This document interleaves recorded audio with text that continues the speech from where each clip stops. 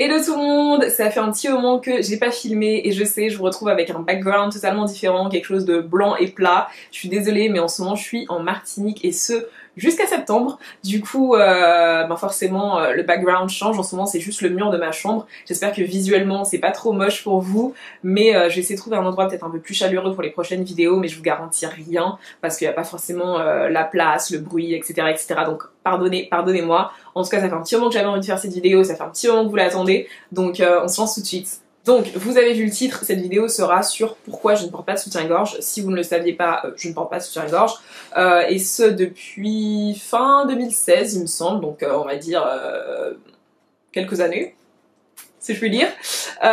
Et voilà, je sais que sur les réseaux sociaux, en tout cas sur mon Instagram, vous avez été pas mal à remarquer que je ne porte pas de soutien-gorge. D'ailleurs, si tu ne me suis pas sur Instagram, c'est dans la petite barre d'infos. Et à me poser des questions sur ça en particulier. Du coup, je vous avais fait un petit sondage, savoir si ça vous intéressait, et c'était le cas. Donc aujourd'hui, je vais vous énumérer quelques petites raisons pour lesquelles je ne porte pas de soutien-gorge, et ce que ça a eu comme influence sur moi en tout cas, et puis ensuite le regard des gens. Donc on se lance tout de suite. Alors je pense que la raison numéro 1, et qui est probablement la raison pour toutes les filles qui ne portent pas de soutien-gorge, c'est l'inconfort. Le soutien-gorge c'est pas quelque chose qui est confortable. J'ai un tour de poitrine très large, mais avec une très petite poitrine, ce qui fait que quand je prends quelque chose qui me va autour de poitrine, au niveau du bonnet, parfois ça bave. L'inverse, si je prends quelque chose, si je prends mon bonnet, ça me va bien au niveau du bonnet, mais autour de poitrine c'est trop serré, ça fait des marques à la fin de la journée. Mon premier réflexe avant était d'enlever mon soutien-gorge dès que j'arrivais chez moi. Enfin, c'est jamais une expérience de plaisant pour moi. Je sais que beaucoup de gens, beaucoup de filles, beaucoup de femmes adorent la lingerie. Moi je trouve ça cute, mais c'est pas quelque chose qui me... Waouh, tu vois. Donc ça a pas été énorme pour moi d'abandonner les soutiens-gorge parce que c'est beau, quoi. Enfin, je veux... Tranquille. Deuxième point, je vais dire, qui m'a fait aussi arrêter ça, ce serait le fait que j'ai une relation assez particulière avec les vêtements. C'est pas quelque chose que j'apprécie, je me sens vite oppressée par les vêtements en fait, et je me sentais très très oppressée par les soutiens-gorge. Moins je porte de vêtements et mieux je me porte dans la vie de tous les jours. J'aime pas accumuler les couches de vêtements. Oui, je sais, l'hiver je souffre, d'accord, et quand je suis chez moi, je ne porte pas de vêtements parce que je n'aime pas ça. J'aime être libre de mes mouvements, tu vois. On peut appeler ça du naturisme, du nudisme, je n'en sais rien, mais ouais, c'est la naked vie, tu vois. Donc voilà, les soutiens-gorge pour moi c'est juste un vêtement ajouté qui ne me faisait aucun bien en fait. Troisième point, c'est que si on remarque bien, la plupart des soutiens-gorge sont faits sur le même modèle, donc en sorte de nous donner une poitrine relevée, légèrement bombée sur le dessus, des seins qui se rapprochent. Enfin, cette poitrine, on va dire, dite idéale par la société, alors que t'as au moins 55 paires de seins différents, enfin au niveau des formes, au niveau de la forme du téton, au niveau de la forme du sein, au niveau de la couleur des tétons, enfin bref, t'as tellement de seins et de formes de seins différents, je commençais à trouver ça assez toxique, que il n'y ait qu'une forme qui soit considérée comme jolie, et que peu importe le soutien que tu mets, ça va te donner la forme que tout le monde trouve magnifique en fait. Et ça m'a fait au fur et à mesure ne pas apprécier ma poitrine. Je la voulais plus grosse, je la voulais plus remontée, je voulais qu'elle se touche, vous voyez, qu'elle fasse le petit truc là, qui naturellement ma poitrine ne fait pas ça, tu vois. Je voulais quelque chose de non naturel pour moi, et je commençais à ne pas aimer mon naturel, mon corps en fait, par rapport à ce corps qu'on te vend en fait, avec le soutien-gorge. Et du coup je trouvais ça vraiment nocif et toxique, et ça m'a poussé aussi à arrêter en fait. Quatrième point, je pense que c'est mon anti-conformisme dans le cœur, tu vois, cette vie m'a choisi. Et dès que j'ai commencé à ne plus porter de soutien, surtout en été, parce qu'en hiver c'est pas quelque chose qui se remarque, mais les gens trouvent ça sale, trouvent ça vulgaire, etc. Alors que c'est quelque chose de purement naturel en fait, tout simplement, genre c'est ton corps, girl, calm down. Mais c'est tellement mal vu parce que cette société veut absolument que tu portes ce soutien-gorge, et veut absolument limite enfermer ta poitrine dans quelque chose. Donc c'était un peu mon moment rébellion contre la société, tu vois. Cinquième point, qui est un point fondamental du mouvement Free the Nipple, donc qui se traduirait par libérons le téton, c'est l'hypersexualisation de la poitrine féminine en fait. Genre un mec qui est buste nu, tout le monde s'en bat les couilles, personne pense quelque chose de directement sexuel à ça, mais dès qu'il y a une femme poitrine nue, c'est tout de suite quelque chose de sexuel en fait. Tu vois, un mec sur les réseaux sociaux peut ne pas porter de soutien-gorge, mais pas une femme. Donc après, c'est un sujet assez controversé, il y a des gens qui trouvent que c'est normal, il y a des gens qui trouvent que c'est pas normal. Moi je suis de ceux qui trouvent qu'un corps n'est qu'un corps en fait, et on n'a pas forcément à aller mettre ses idées perverses dessus, sur le corps de quelqu'un d'autre. et que la poitrine c'est pas forcément quelque chose de sexuel en fait. Enfin c'est une poitrine, c'est quelque chose d'assez physique de base. On a les mêmes seins qu'un homme, juste nous on a une glande mammaire qui nous permet d'avoir du lait quand on aura des gosses, tu vois. C'est ça la différence fondamentale. Et mettre la poitrine de la femme en fait dans soit quelque chose de sexuel pour le bon plaisir de l'homme, soit quelque chose de maternel seulement pour nourrir l'enfant, je trouve ça dommage parce qu'on oublie la femme au milieu en fait. Et c'est à elle de décider à quoi sert cette poitrine et ce qu'est cette poitrine pour elle en fait. C'est pas pour le bon plaisir des autres à chaque fois. Alors bien sûr, tu vas utiliser ta poitrine dans des moments sexuels, affectifs, sensuels, etc. Il y a aucun problème à ça et la poitrine va aussi servir à nourrir tes gosses. Je trouve ça complètement normal. Mais toute ta vie, ta poitrine ne va pas servir qu'à ça en fait. Et qu'on mette mon corps, une partie de mon corps dans des cases que j'ai pas choisies, je trouve pas ça normal et je trouve pas ça bien en fait. Je trouve pas ça sain. Ça me révolte, tu vois, ça me révolte vraiment.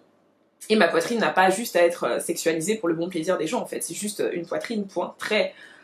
Voilà quoi. Alors je suis de celles qui pensent déjà que moins tu fais pour ton corps et plus il fera tout seul, d'accord? Ce n'est que ma théorie, la mienne, ok? On se calme tout de suite. Mais je pense que si ta poitrine est tout le temps relevée, en fait si elle est tout le temps soutenue par quelque chose, elle oubliera comment se soutenir seule. Tu vois ce que je veux dire? C'est un peu comme ça que je réfléchis. Alors que si elle se soutient seule tout le temps, bah, elle sait comment faire. Ta poitrine est en constant mouvement en fait quand tu marches, quand tu fais ta vie et du coup les muscles de cette partie et l'élasticité de la peau travaillent constamment. Donc du coup elle ne perd pas son élasticité aussi facilement que si justement cette élasticité n'était jamais sollicitée. Tu vois ce que je veux dire? Donc je pense que en ne portant pas de soutien-gorge, peut-être que ma poitrine restera debout plus longtemps. Tu vois? Peut-être, ce n'est que ma théorie. Hein. Deuxième point, comme bienfait que ça m'a fait d'arrêter de porter des soutiens-gorge, c'est au niveau du self-love. Donc de l'amour de soi, tu vois. J'ai commencé à beaucoup plus apprécier et accepter ma poitrine pour ce qu'elle était, tu vois. Depuis que je porte plus de soutien-gorge, je la vois H24, je la vois tout le temps nue, avec des vêtements, etc. Et j'ai commencé à apprécier sa forme, apprécier mes tétons, apprécier comment elle était faite, et à plus faire attention à elle. Donc m'en occuper, mettre des huiles, des choses comme ça, enfin s'en occuper, tu vois, de sa peau en fait, surtout à cet endroit. Et j'ai commencé juste à l'apprécier et l'accepter, quoi. Quelque chose que je faisais pas avant parce que j'en voulais une de telle et telle façon, alors que là j'accepte juste ce que Dieu m'a donné, ce que ma mère m'a donné, tu vois. Et juste ça fait du bien d'accepter qui on est et d'aimer qui on est et de pas tout le temps se faire la guerre à son corps et à vouloir qu'il soit de telle ou telle manière et de le brutaliser pour qu'il soit de telle ou telle manière en fait. Je trouve ça juste génial parce que maintenant c'est une partie de moi que j'apprécie, tu vois, avec laquelle je suis bien. Troisième bienfait, je pense que c'est au niveau des fringues. Comme j'ai dit, j'ai une relation très conflictuelle avec les vêtements, mais depuis que je porte plus de soutien, je commence à m'habiller en fait en fonction et à réussir à trouver ce qui va sublimer ma poitrine. Alors qu'avant, je devais tout le temps porter un soutien qui sublimerait forcément mon corps, tu vois, avec un peu tout et n'importe quoi. Alors que là, je choisis vraiment, enfin si je peux en tout cas mes vêtements de manière à ce que ça sublime le naturel en fait, ce que j'ai déjà. Et ouais, je trouve ça un peu plus sympa parce que je sais que certains vêtements iront bien avec ma petite poitrine, ou iront bien au niveau de telle forme, etc.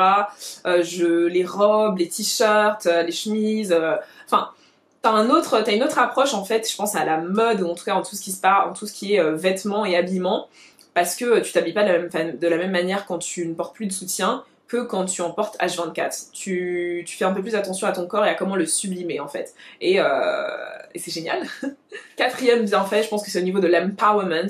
Il n'y a pas vraiment de mots français pour bien traduire, je vais essayer de vous mettre une jolie traduction que je trouve, mais ce sentiment un peu, pas de puissance, mais t'es beaucoup plus à l'aise avec toi. T'es plus à l'aise avec ton corps, tu te sens mieux, tu sais le sublimer, tu sais le mettre en valeur, tu sais l'aimer avec ses défauts et ses qualités, et t'es tout le temps libre en fait. T'es tout le temps libre, t'as rien qui t'oppresse H24, t'es tout le temps dans ce stade de liberté et juste d'être bien en fait, d'être à l'aise avec soi et de ne rien sentir qui se gêne, qui quelque chose en fait, tu vois. C'est devenu tellement naturel ce stade.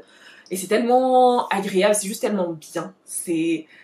Enfin, je sais pas, je trouve que mentalement, ça t'ouvre une troisième porte, un troisième œil, enfin, je sais pas, mais c'est vraiment ce stade. En fait, dans ma quête de self-love, dans ma quête d'amour de moi et d'acceptation de mon corps, ne pas porter de soutien, je pense que c'était une étape très très importante, en fait, dans toute cette journey, tu vois, ça m'a vraiment apporté, je pense, une liberté et se sentir vraiment bien et en confiance avec soi.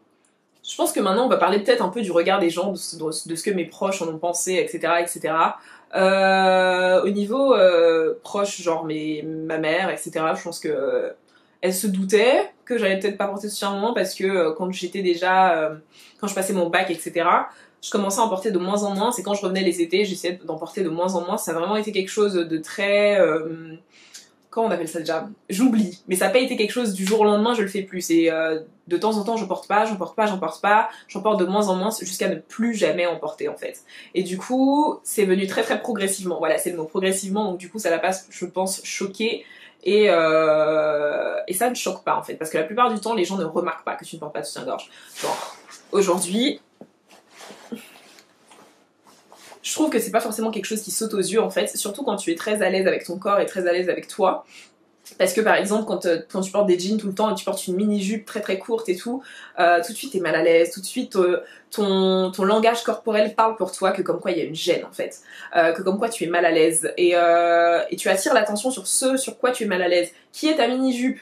Du coup, tout le monde remarque ta mini-jupe et tout le monde te fera des remarques dessus. Alors que quand tu es très à l'aise avec quelque chose et que c'est vraiment quelque chose que tu oublies tellement c'est ancré en toi, ben, les gens font pas forcément attention. Par exemple, j'ai déjà rencontré des gens qui font pas attention au fait que j'ai 2 piercings dans le nez, donc ici, et qui ne le remarquent pas tout le temps parce que moi-même j'oublie que j'en ai en fait. Moi-même c'est quelque chose avec lesquels je suis à l'aise et que du coup je ne fais pas forcément attention, et du coup les gens avec qui je parle ou avec qui je communique ne font pas forcément attention à ça en fait. Du coup j'ai beaucoup moins eu de mauvaises réactions que ce que je pensais, parce que c'est juste pas inné, mais c'est vraiment pas tant remarquable que ça.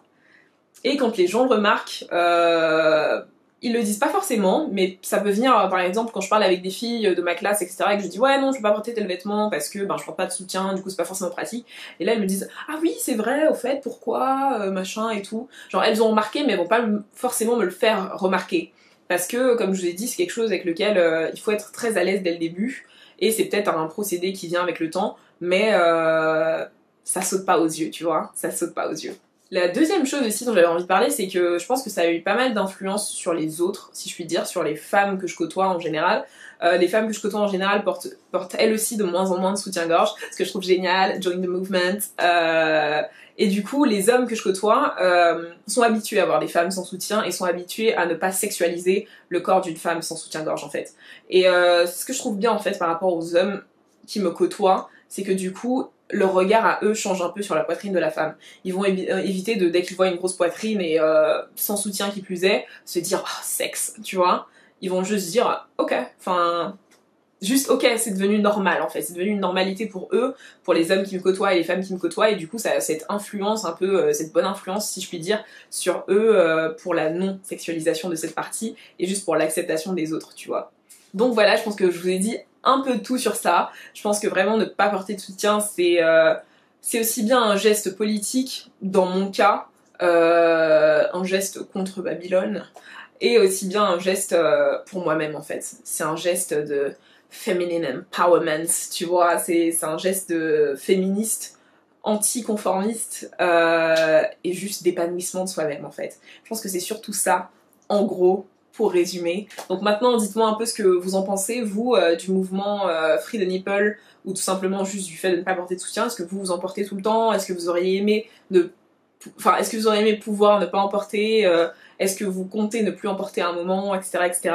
En tout cas, c'était un peu mon histoire et mon avis sur ce point. Et je pense qu'il y en a qui se posent, est-ce que je ne porte vraiment jamais de soutien? Et je pense que la dernière fois que je portais un soutien, c'était il y a 1 an et demi. Et ah oui, pour ceux qui se demandent aussi comment je fais pour les emplois, les entretiens d'embauche, etc., etc., je portais une bralette, vous savez, sans les baleines, sans les choses en métal, mais la plupart du temps, juste des cache-tétons ou des vêtements adaptés au fait de ne pas porter de soutien. Donc là encore, qui ne vont pas sauter aux yeux de votre employeur que vous ne portez pas de soutien. L'hiver, c'est très facile, tu mets un pull, et voilà quoi. Mais sinon, il y a les cache-tétons qui, j'en ai souvent, mais enfin j'en ai souvent, je veux dire J'en ai chez moi, pas j'en porte souvent, j'en porte très rarement parce que je trouve que le téton aussi doit être désexualisé et que le téton c'est quelque chose de magnifique. S'il pointe, c'est magnifique, d'accord, je trouve ça juste trop beau. Et personne dit à un mec qui a les tétons qui pointent, oh my god, non, personne lui dit rien à lui, pourquoi nous on devrait nous faire chier parce que nos tétons pointent, bordel. Et aussi, petite chose à savoir, plus vous ne portez pas de soutien et plus votre corps sera habitué à ne pas être en contact direct avec du vêtement et peu importe les vêtements, peu importe le matériau, avec le lin, la chemise, je sais pas, la laine, etc., etc. Et vous ne pointez pas H24 quand vous ne portez pas de soutien parce que votre corps est habitué à être à frotter quelque chose dessus, il s'habitue aussi à l'environnement, au fait qu'il fasse froid, au fait qu'il fasse chaud, et du coup il pointe pas pour rien, si je puis dire. Vos tétons pointeront beaucoup moins si vous ne portez pas de soutien au quotidien que si vous en portez au quotidien. Parce qu'il s'habitue en fait à ce stade, si je puis dire. Donc voilà, j'espère que ça a aidé un peu, et je vous laisse, la vidéo est déjà très longue. Je vous fais plein de bisous, n'hésitez pas à me poser des questions en barre d'infos et à me donner votre avis sur tout ça. Et voilà, on se retrouve dans la prochaine vidéo. Plein de bisous!